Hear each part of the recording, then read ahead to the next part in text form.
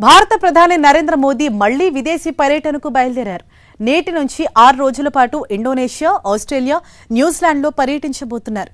ఈ పర్యటన భారత విదేశాంగ విధానంలో కొత్త దశను సూచిస్తోంది. హిందూ మహాసముద్రం నుంచి పసిఫిక్ వరకు భారత ప్రయోజనాలను రక్షించడం, వ్యాపార సంబంధాలను బలోపేతం చేయడం, చైనా ప్రభావాన్ని సమతుల్యం చేయడం ఈ పర్యటన వెనుక ఉన్న ప్రధాన లక్ష్యాలు. ఈ పర్యటనలో భాగంగా మొదట ఇండోనేషియా వెళ్లనున్న ప్రధాని మోదీ కీలకమైన BrahMos super sonic cruise missile ఒప్పందం కుదుర్చుకోనున్నారు. ఈ క్షిపణి వ్యవస్థను దశల వారీగా కొనుగోలు చేసే విషయంపై భారత్, ఇండోనేషియా మధ్య చర్చలు జరిగే అవకాశం ఉంది. ఇరు దేశాల సంబంధాలు ఈ ఒప్పందం ఒక మైలురాయిగా భావిస్తున్నారు.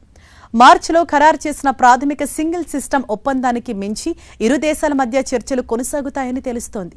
ఈసారి చర్చల్లో తీర ప్రాంత మొబైల్ లాంచర్లు, రాడార్లు, శిక్షణ, నిర్వహణ, సమగ్ర సహాయ ప్యాకేజ్ వంటి అంశాలు చర్చించే అవకాశం ఉంది. ఇండోనేషియాకు క్షిపణి మాత్రమే కాకుండా దాని పూర్తి భద్రత, నిర్వహణ వ్యవస్థల్ని కూడా అప్పగించనున్నారు. భారత బ్రహ్మోస్ క్షిపణి ఎగుమతులు ఇండో పసిఫిక్ ప్రాంతంలో భారత దౌత్యానికి కీలకం కానున్నాయి. భారత్ ఇప్పటికే ఈ క్షిపణుల్ని ఫిలిప్పీన్స్కు ఎగుమతి చేసింది.